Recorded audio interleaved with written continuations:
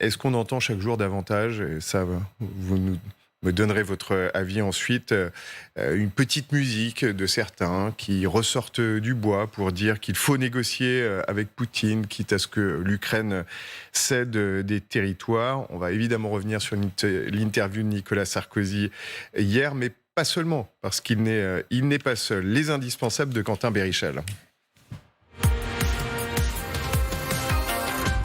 Bonsoir Quentin. Bonsoir Emmanuel, bonsoir à tous. Alors on revient d'abord sur les propos de Nicolas Sarkozy qu'on a beaucoup commenté sur ce plateau hier. Pourquoi suscite-t-il aujourd'hui la polémique ? Eh bien d'abord il faut rappeler les propos de l'ancien président de la République à contre-courant de la rhétorique occidentale. Nicolas Sarkozy se positionne contre l'entrée de l'Ukraine dans l'OTAN. L'Ukraine est un trait d'union entre l'Ouest et l'Est. Il faut qu'elle le reste.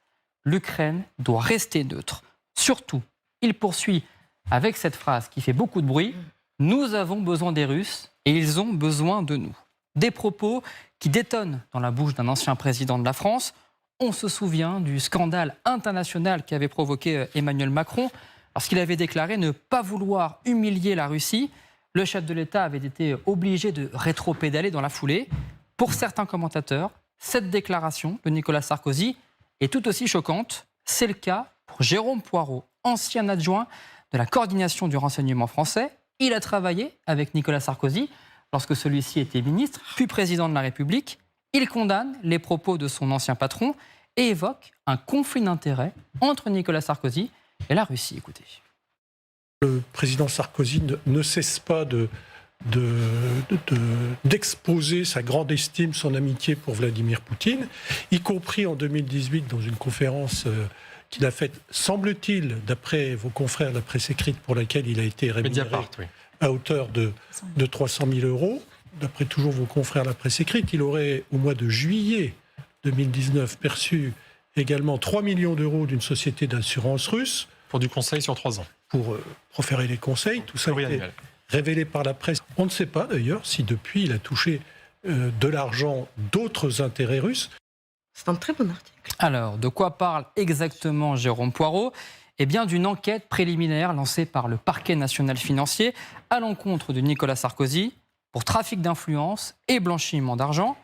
En 2020, l'ancien chef de l'État aurait été rémunéré pour des activités de conseil pour une société russe, 500 000 euros. Alors jusque-là, rien d'illégal, mais la justice française le soupçonne en réalité de participer à des activités de lobbying potentiellement délictuelles pour le compte de plusieurs oligarques russes, et ça, c'est illégal. Alors selon Mediapart, Nicolas Sarkozy aurait aussi, en marge de ce contrat de conseil, participé à plusieurs conférences organisées par Moscou. Rappelons tout de même qu'aujourd'hui, aucune poursuite n'a été engagée contre Nicolas Sarkozy et que l'enquête, ouverte il y a 2 ans et demi, est toujours ouverte. La deuxième voix d'un ancien président qui se fait entendre sur cette ligne, c'est évidemment Donald Trump, là aussi avec parfois des soupçons de collusion avec la Russie.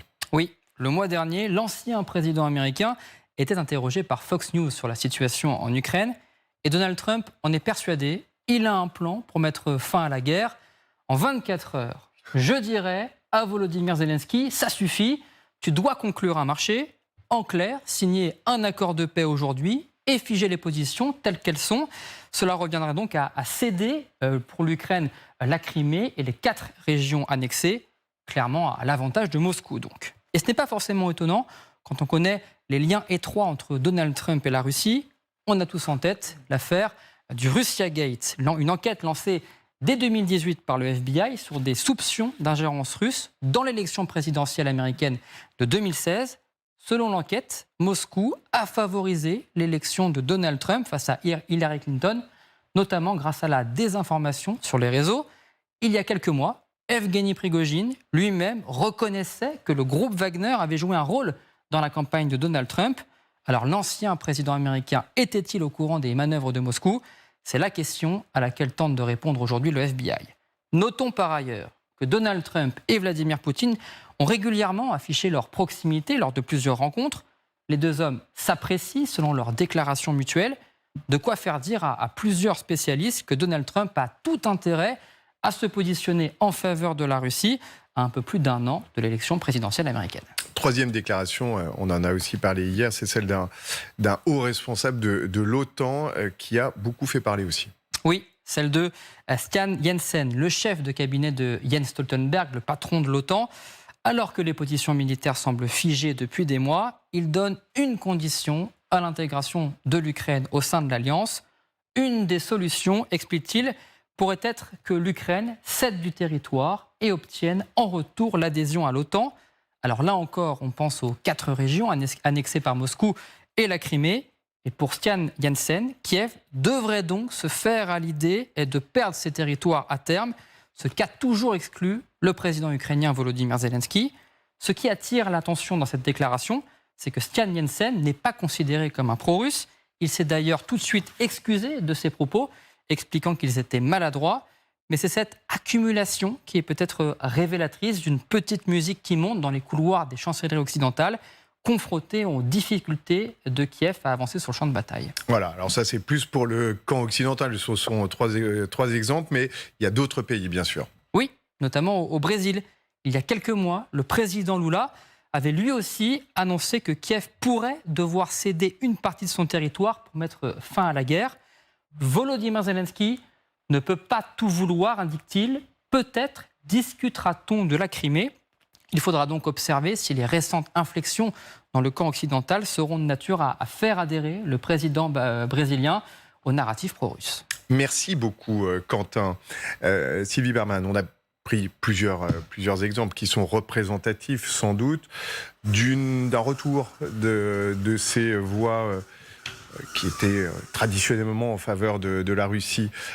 Est-ce que pour vous c'est un des principaux risques du moment que l'on traverse ? Pratiquement 1 an et demi, c'est la semaine prochaine, 1 an et demi, et cette montée de petite musique. Il y a effectivement, c'est une guerre longue et ce n'est pas étonnant que certains réfléchissent à des possibilités de paix, qu'ils soient bien ou mal intentionnés, qu'ils soient pro-russes ou pas pro-russes.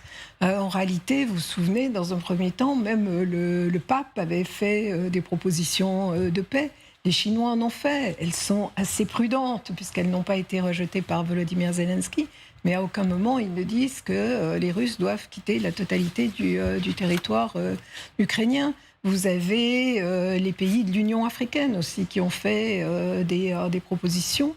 Et il est très probable que tout cela va monter. Alors le problème, effectivement, de négociation pour le moment ou d'un accord, c'est que c'est une prime à l'agresseur. Puisque effectivement c'est la Russie, d'abord qui est le pays agresseur, et qui ensuite occupe une partie du territoire ukrainien.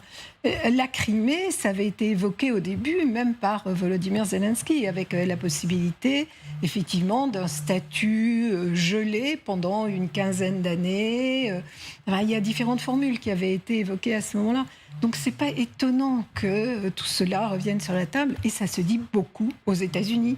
Il y a beaucoup de réflexions sur ce que vont être les négociations. Côté Pentagone, notamment, il y a pas mal de voix qui vont un peu dans ce sens-là, non ? Voilà, il y a des nuances. Tous les Américains ne sont pas sur la même ligne, mais on entend souvent du chef d'état-major des armées, Mark Milley, mais de la part d'autres aussi, des républicains. Trump, c'est différent. Trump, il a toujours été fasciné par Vladimir Poutine. C'est même pas qu'il avait besoin...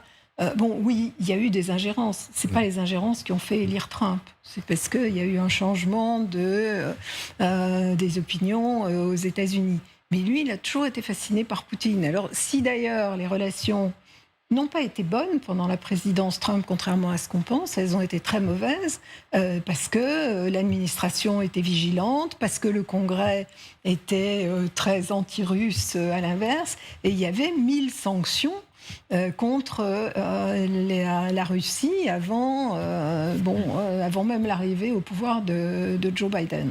Est-ce que Nicolas Sarkozy est fasciné par Vladimir Poutine ?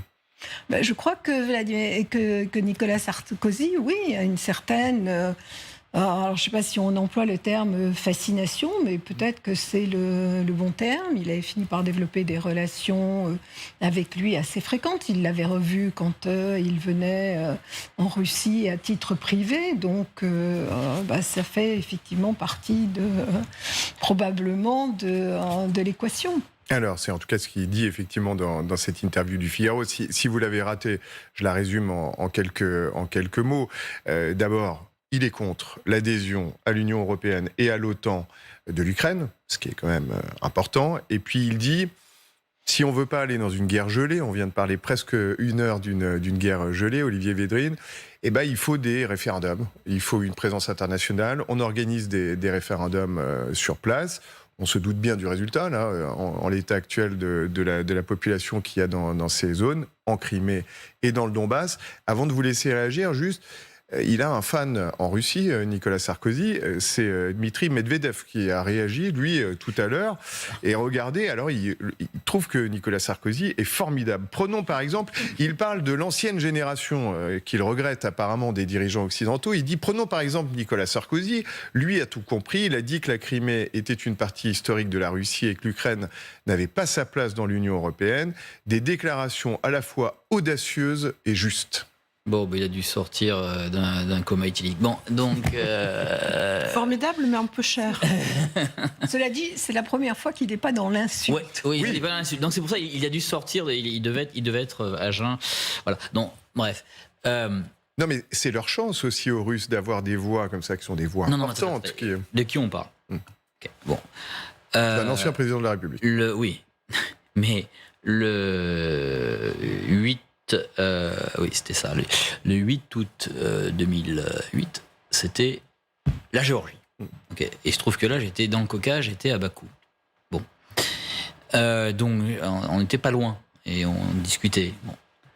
La négociation Sarkozy s'est fait malheureusement un peu rouler dans la farine parce que les Russes ne sont pas partis. D'accord ? Bon. Et c'est le même Sarkozy qui, contre l'avis des militaires, a voulu vendre les Mistral. Contre l'avis des militaires. Bon. Donc il y a quand même 2 erreurs majeures. La Géorgie, bon, grosso modo, il a servi un peu la soupe aux Russes en se faisant avoir, excusez-moi. On rappelle qu'il se prévaut d'avoir arrêté le conflit et d'avoir empêché l'arrivée des chars à Tbilissi. Bref. Et après, il y a le cas du Mistral, contre l'avis de l'état-major militaire. Donc si vous voulez, il y a quand même 2 grosses erreurs, là, quand même, qui sont un peu monumentales. Donc j'aimerais pas qu'il y en ait une 3e, vous voyez. Donc voilà. Donc je suis un peu dubitatif sur cette analyse-là. Bien sûr, vous comprenez que je la partage pas du tout. Je suis pour l'Ukraine et dans l'OTAN et pour l'Ukraine dans l'UE. Je me suis battu, moi, j'ai écrit ce fameux appel de Kiev dans la tribune de Genève le jour même de la déclaration, le 24 février 2022. Il a été publié pour que l'Ukraine rentre dans l'UE et en même temps dans l'OTAN. C'est la seule façon de protéger l'Ukraine. Guillaume Lescanjarias, c'est malgré tout Nicolas Sarkozy, d'autres. D'ailleurs, il ne s'agit pas de se focaliser sur un ou plusieurs individus. C'est une voix politiquement aussi dans les pays occidentaux qui est là, qu'on ne peut pas nier. C'est moins finalement. Alors effectivement, outre la personnalité qui peut être dans ces cas-là un peu clivante de l'ancien chef de l'État, ça démontre effectivement, au-delà même d'ailleurs des voix pro-russes, 2 tendances. D'abord, la fascination de l'homme fort.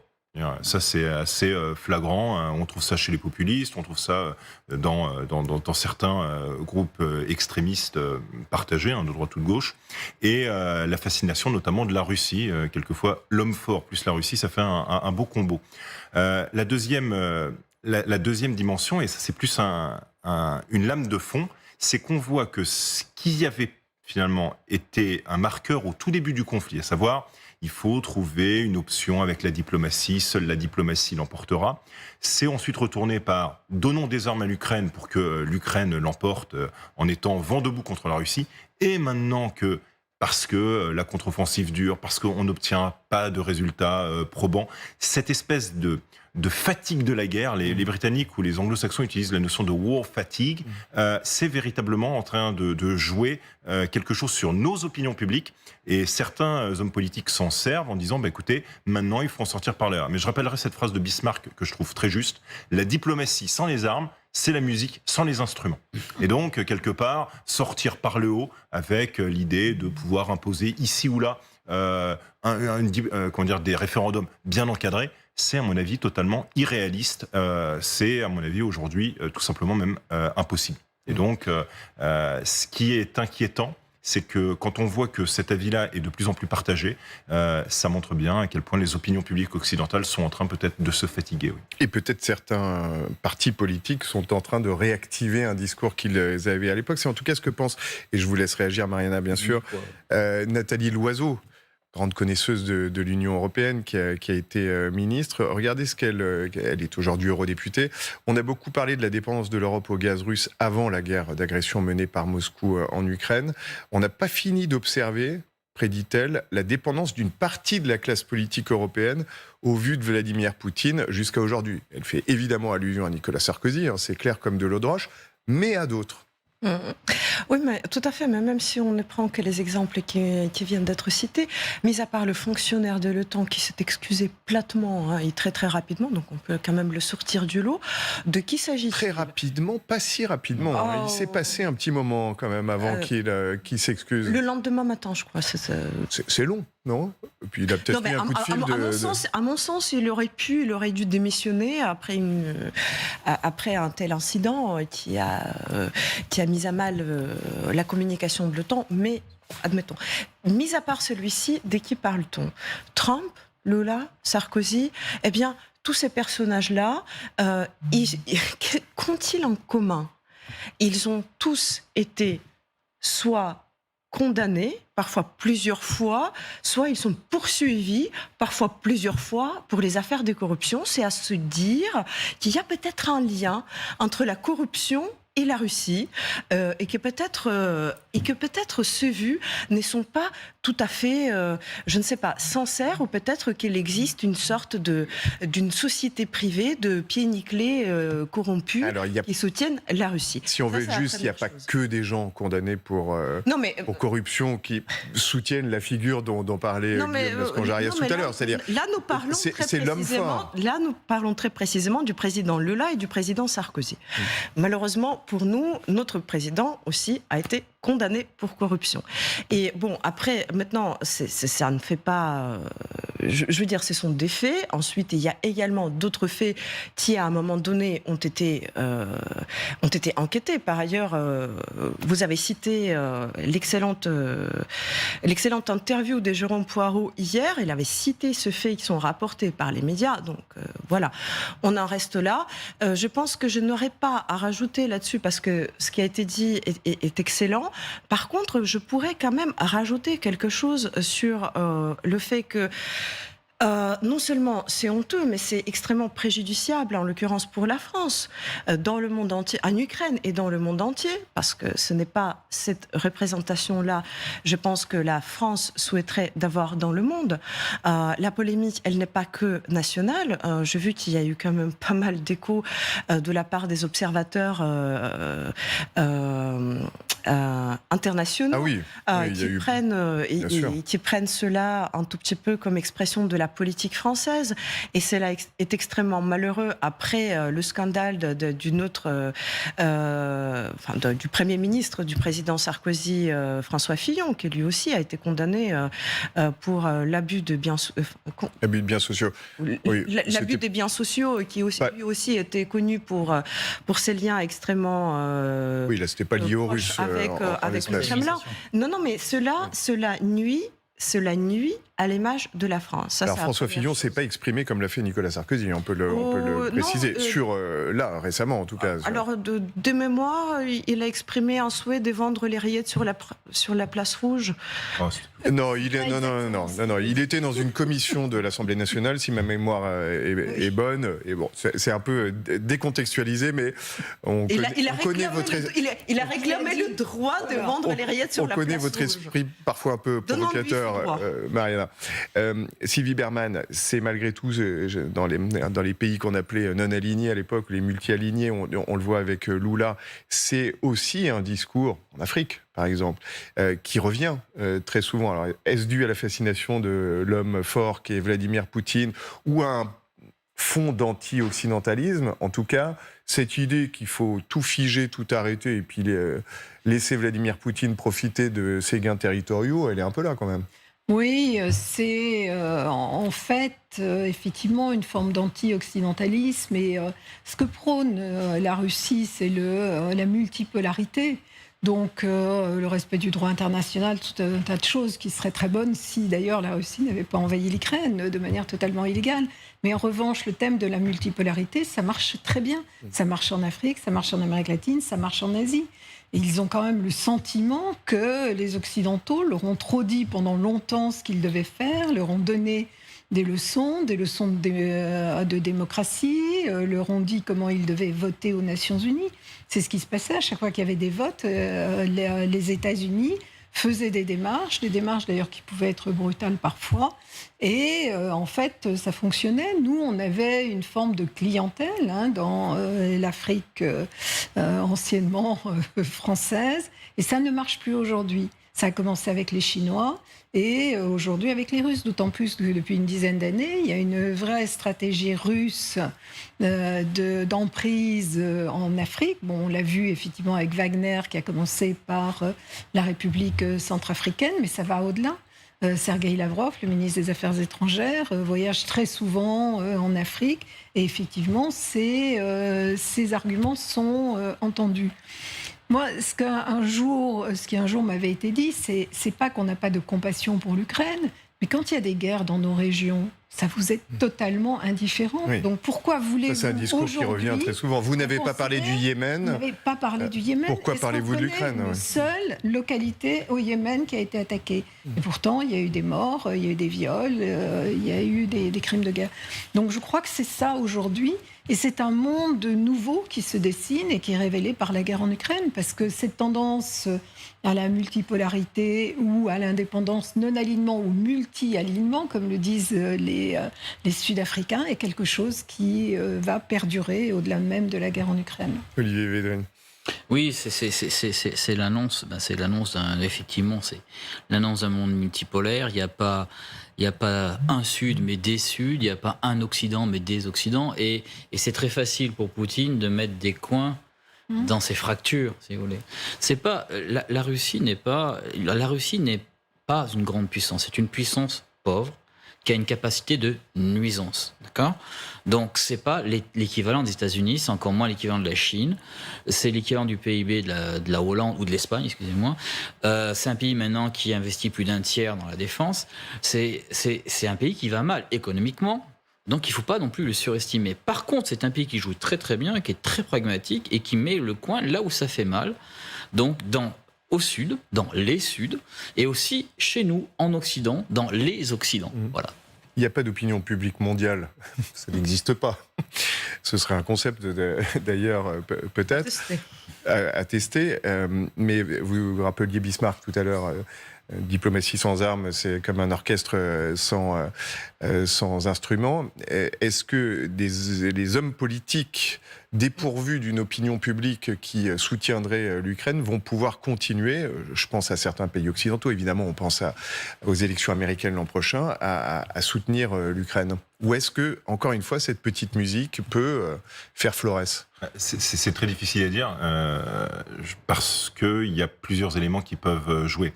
Sylvie Berman l'a très bien rappelé, quand Trump a été élu, malgré sa fascination, malgré tout ce qu'on disait, le Congrès et je veux dire, ce qu'on appelait les hommes sérieux qui étaient dans les ministères régaliens n'ont jamais été aussi sévères qu'envers la Russie en termes de sanctions, en termes de contrôle, bref. Et ça montre bien que tant qu'il y a ce système qui fonctionne et qui permet de tenir les choses, eh bien, on est encore un petit peu garanti. En revanche, ce qui est très vrai, c'est qu'il y a un courant lent qui se dessine dans l'opinion publique, notamment américaine. On est aujourd'hui à 55% des Américains qui estiment qu'on commence à en avoir trop fait en direction de l'Ukraine, et ça montre bien, en fait, une espèce de transformation. Ça peut avoir deux incidences, soit à accentuer rapidement la livraison d'un maximum d'armes pour obtenir une décision rapide, ce qui pourrait être la solution la plus idéale, aussi, oui. pragmatique, ou au contraire, eh bien, on rebat les cartes, on reprend ce qui devait être repris et on abandonne à d'autres, c'est-à-dire voilà, les Européens voulaient, après tout, c'est votre voisinage, débrouillez-vous avec ça. Et là, c'est une solution qui serait assez inquiétante parce que on n'a quasiment plus rien à donner en réalité. C'est-à-dire qu'on est à devoir donner finalement le reste ou à devoir s'engager. Et là, on devient sur une question de politique et de choix qui serait extrêmement lourd. Et alors là, les opinions publiques seraient peut-être dans une solution ou dans une expectative que je vois mal finalement les chefs d'État et de gouvernement nous amener. Alors je vois Mariana Perbensuc, pardon, se tordre les lèvres et je vous laisse réagir ensuite, Olivier Védrine. Oui, non, mais Ah non, d'accord. Bon. J'attendais avec impatience ce qu'allait dire Olivier. Non, mais effectivement, les opinions publiques, elles se fatiguent, mais bon, elles sont quand même encore là de façon globalement quand même favorable. Hein. Et puis par rapport au budget américain, je crois que le Congrès a voté le budget 2024. Donc les questions ne se poseront pas sur 2024, vont se poser sur 2025. Et même si Trump devient président, c'est qu'en janvier 2025 où il prend ses fonctions. Donc encore 2024 est sécurisé dans le cadre aux États-Unis pour aider l'Ukraine. Ouais. Pour aider l'Ukraine. Voilà. Après, on ne sait pas. Mais 2024, voilà, c'est pour ça que 2024, c'est véritablement l'année charnière, l'année cruciale. Oui, pour conclure. pour résumer, je pense qu'on aime quand même on joue un tout petit peu à dramatiser tout ce qui arrive, c'est-à-dire on se prépare à l'offensive, on imagine forcément que ça sera quelque chose de spectaculaire. On voit qu'il y a le développement, l'évolution de l'opinion publique, on imagine de même que cela peut être dramatique et spectaculaire de même. Mais dans la vraie vie, les choses se passent de manière il y a beaucoup plus d'inertie. Ce n'est pas facile de changer les politiques une fois qu'elles sont en place. On ne les change pas de manière dramatique de tout. Par ailleurs, je rappelle que la guerre en Ukraine dure depuis 2014, que les Ukrainiens ont appris, que ce soit les autorités ou l'opinion ukrainienne, parce que figurez-vous, comme l'opinion américaine vit avec l'Ukraine depuis 2014, l'opinion ukrainienne vit avec les États-Unis depuis 2014. C'est pour ça que les Ukrainiens sont particulièrement, si vous voulez, attentifs à la vie politique intérieure des États-Unis, comme c'est l'allié principal. Eh bien, on a déjà appris à vivre les uns avec les autres. La Russie a depuis toujours tablé sur la fatigue ukrainienne qui n'est jamais arrivée, finalement. Et on a vu qu'au cours de ces 9 années, malheureusement, c'était too little, too late, entre guillemets, mais le soutien des États-Unis n'a jamais faibli, malgré le changement des administrations, le changement de majorité législative. Donc, je ne pense pas qu'il faut vraiment interpréter ces phénomènes sur un ton dramatique. Il faut plutôt observer et regarder les tendances. On n'avait pas un ton dramatique, rassurez.